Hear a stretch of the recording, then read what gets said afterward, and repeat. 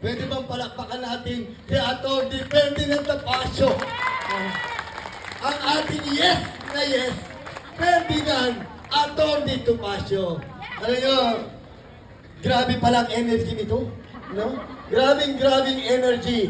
And of course, ang nagpakilala sa akin, ang isa sa pinakamagaling na abogado, kagaya ni Atty. Tapasio, walang iba, Atty. Mark Tolentino. Attorney, wala naman talaga akong maletang dala.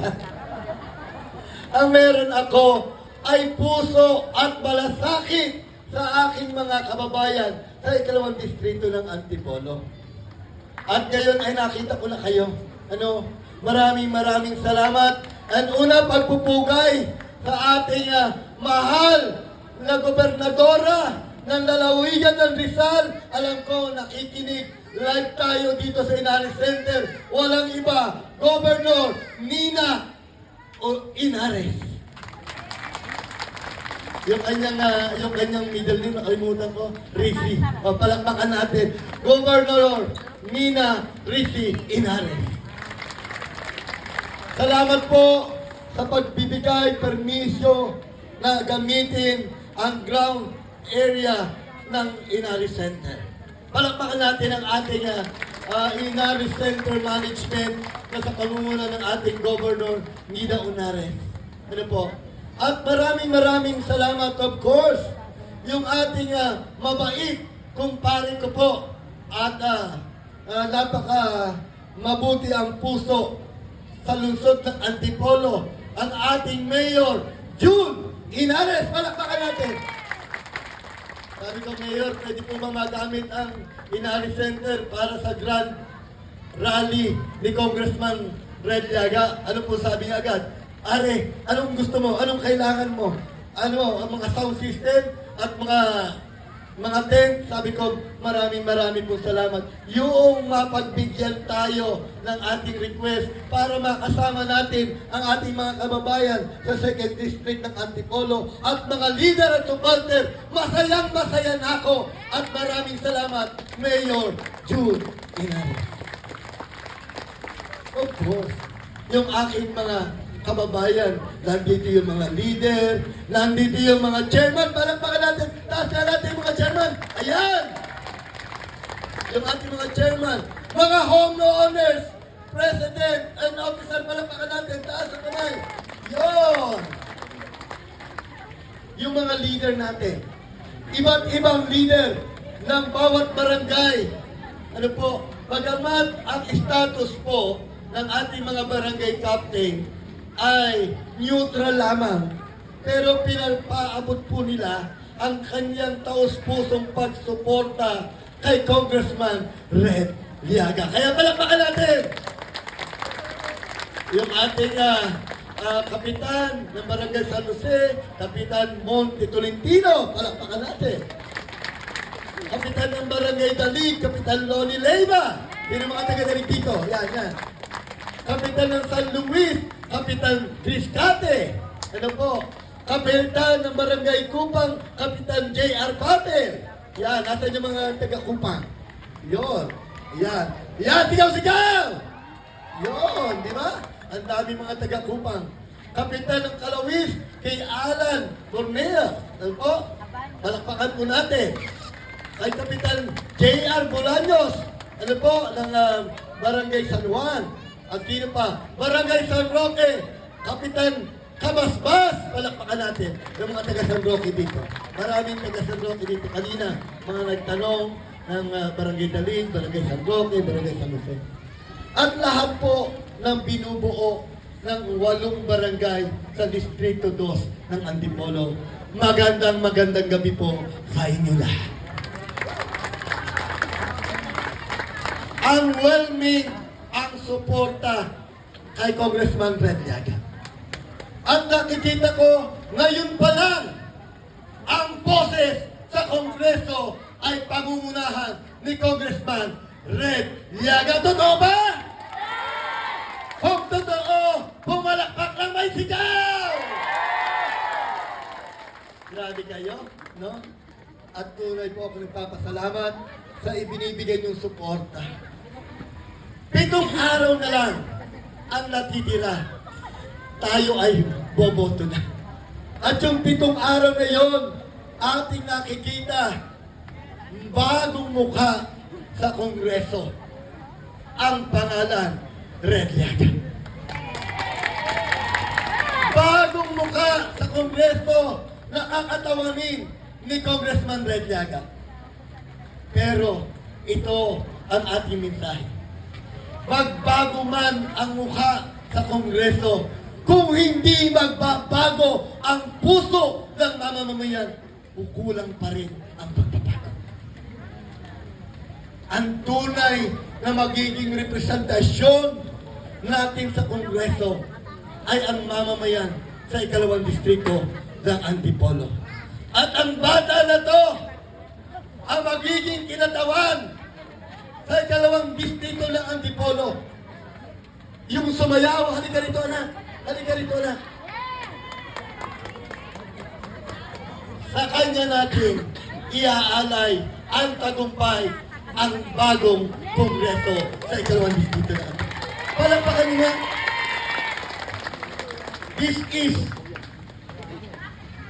Ito yung tunay na mukha ng bagong Kongreso. Nakita nyo naman kanina, hyper na hyper. Sumasayaw kasama ko. Hindi ko akalain na ako'y sumayaw kasama ang batang ito. Nakita ninyo yung ating vision, yung ating pangitain sa 2nd district ng Antipolo. Pagod na tayo sa Antipolo, di ba? Pagod na pagod tayo! Kaya gusto natin ang ginhawa sa Antipolo. Walang palakpak. At dahil sa batang ito na nagpapakita ng tunay na pagbabago at bagong mukha sa Kongreso, palakpakan naman natin ang batang ito. Ibig sabihin, pag-asa ang idarating at magiging bagong simula sa Kongreso sa 2nd distrito ng Antipolo. Pagod na tayo sa kakulangan, sa kalusugan, sa ospital. Lagi-lagi na lang tayong pumipila. Lagi-lagi na lang tayong humihingi ng tulong. Bagamat merong ospital sa lungsod ng Antipolo, pero hindi sasapat. Kaya ang panukala ni Congressman Red Llaga, bagong tertiary public hospital sa lungsod ng Antipolo. Para sa batang ito at kabataan, ihahanda natin ang pag-asa at kinabukasan ng mga kabataan sa 2nd distrito ng Antipolo. Nandiyan ba yung mga kabataan? Sumigaw ka, pabalakpak ka! Ihahanda natin ang inyong kinabukasan dahil kayo ang tunay na pag-asa ng ating bayan. Ang inyong kinabukasan ay ang pinakamahalaga sa advokasya ni Congressman Red Llaga. Dahil kayo ang pag-asa ng bayan, ang magiging simula ng ating kinabukasan, dapat lamang na ihanda ang pamasasan sa lungsod ng Antipolo! Wala ng Antipoleño ang mag-aaral ng kolehiyo sa ibang lugar. Magastos magpaaral ng kolehiyo ang mga Antipoleñans. At ang Antipolo, ang University ng Antipolo, itatayo natin mismo dito sa 2nd distrito ng lungsod ng Antipolo. Sisiguraduhin natin, anak, na 10 years from now, mag-aaral ka sa kolehiyo. Ito ang pangarap natin, mga Antipoleños. Walang maiiwan na estudyante pagkatapos ng high school dapat diretso sa kolehiyo. Dahil ang tunay na pag-asa ng Antipolo, hindi ito pinababayaan. Ito'y dapat nararamdaman. Ito dapat ay kasama nating pinaplano. Kaya nga po, ang inyong Congressman Redliaga ay patuloy na nangangarap at nananalangin na ang bagong pamantasan sa lungsod ng Antipolo ay matayo na dito sa Antipolo. Trabaho! Trabaho! Trabaho! Trabaho! Gusto ba natin ang trabaho? Gusto ba natin na ang minimum wage sa Antipolo ay parehas na ng Manila? Kung gusto natin yan, pumalakpak na may sigaw! Yun. Alam nyo, attorney, ang minimum wage po ng Antipolo ay provincial rate pa rin. Kaya kasama ni Congressman Redliaga na isusulong sa Kongreso na panahon na para yung provincial rate ay maging Manila rate na rin dito sa Antipolo. Dagdag na financial para sa bawat pamilya. Sisiguraduhin natin na aangat ang antas ng kabuhayan ng mga Antipoleño. At sa pagdagdag na sahod, magiging magaan para sa mga Antipoleño ang buhay. Ginhawa ang magiging tunay na kasagutan sa mga Antipoleño. Gusto ba natin guminhawa? Gusto ba natin guminhawa? Gusto ba natin na magkaroon ang bawat Antipoleños ng sariling tunay at marangal na tirahan? Alam nyo, gusto ko yan. Marami ang ating mga kababayan nakatira pa rin sa mga informal settlement. Hindi kanila yung kanilang tinitirikan. Nangangamba baka ma-demolish. Walang tiyak na tirahan. Diyan po sa Barangay Kupang, Barangay San Jose, Barangay San Roque, Barangay Dalig, at ibang part pa ng ikalawang distrito ng Antipolo. Habang ako'y naglilibot, kumakamay, nakikipagdaupang palad sa ating mga kababayan, nakita ko yung hirap ng buhay. May mga kababayan tayong tagpi-tagpi na lamang na sako, doon sila nanihirahan. Sobrang kirot ang aking nararamdaman. Hindi ko kinaya na hindi mapaiyak.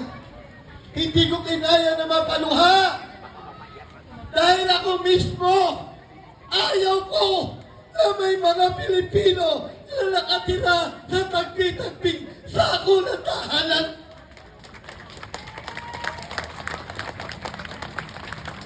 Masakit sa kalooban ko ang makita ang kanilang kalagayan. Hindi ba tayo nababagabag? Hindi ba tayo naiiyak?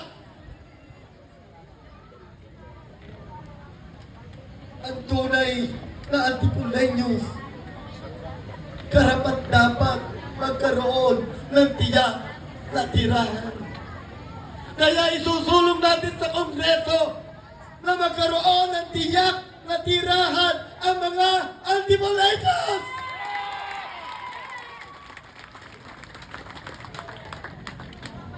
Walang maiiwan. Dapat ang serbisyo ramdam ng Antipoleño.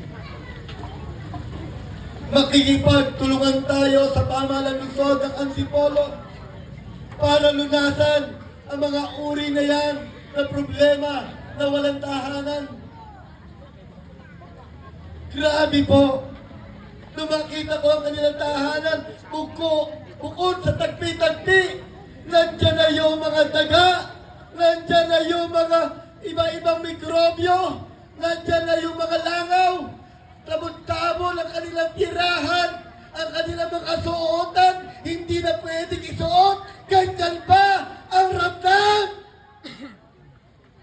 Ganyan ba ang nag-aalaga? Kaya ako, si Congressman Rendiaga, ay nananawagan. Magkaroon na po tayo ng pagkakaisa, pagtutulungan. Uy, baliwala na natin yung pangliling lang na kanilang ginagawa. Matagal na tayong naghihintay. Matagal na tayong nangangarap.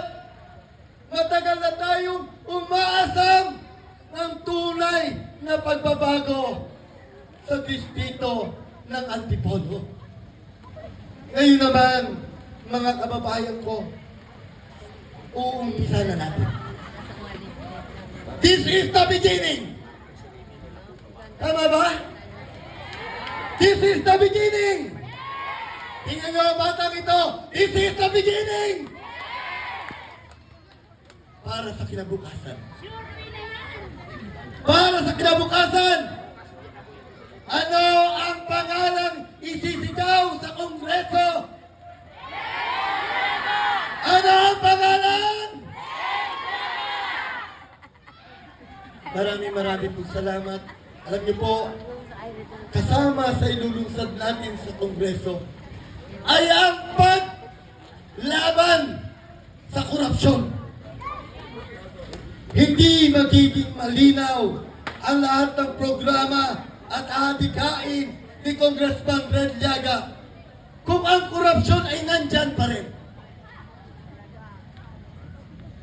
Lalabanan natin at susolusyonan natin ang tunay na anti-corruption. Magiging transparent tayo. Gusto ba natin ito? Gusto ba natin na ang pondo, ang proyekto ay alam ng mamamayan ng Antipolo? Walang itinatago. Ang isang paglilingkod ay walang itinatago.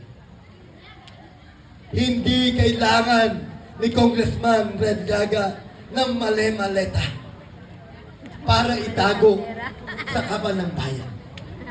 Dahil sapat na ang tiwala ng mga Antipoleños na tayo'y may dangal, na tayo'y paglilingkod, na tayo'y paglilingkuran.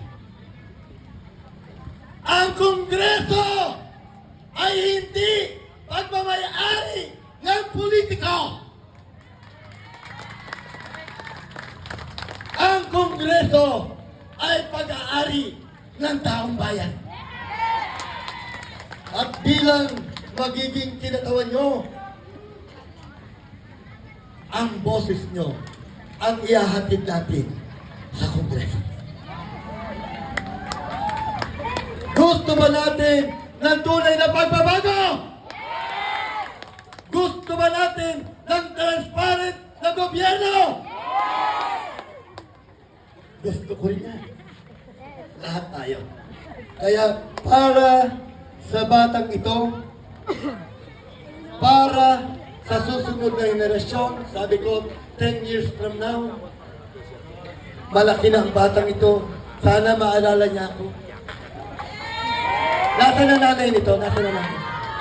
Halika rito, halika rito. Halika rito. Halik po kayo rito. Huwag po kayong mahiya. Tingnan nyo ang batang ito. Yan. Nako, talaga naman palang maganda yung nanay. Walang duda. Baka mamaya sumayaw pa to. Nay, anong pangalan nyo? Sidra. Sidra. Anong pangalan ni? Nesuko. Nesuko. Pangalan pala, Sidra and Nesuko. Mayaman na. Ilan taon si Nesuko? 5 years old. Ang 5 years old pong batang ito ay ihahanda na natin ang kinabukasan. Payag ba kayo? Yes!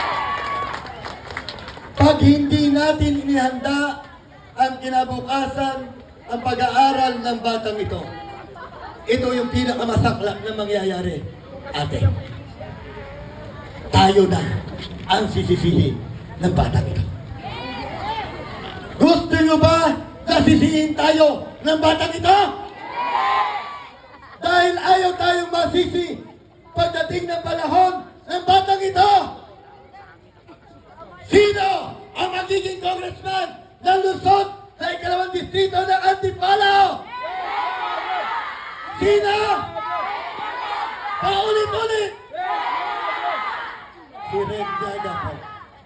Tayo po ang magiging kinatuan sa Kongreso sa ikalawang distrito ng Antipolo.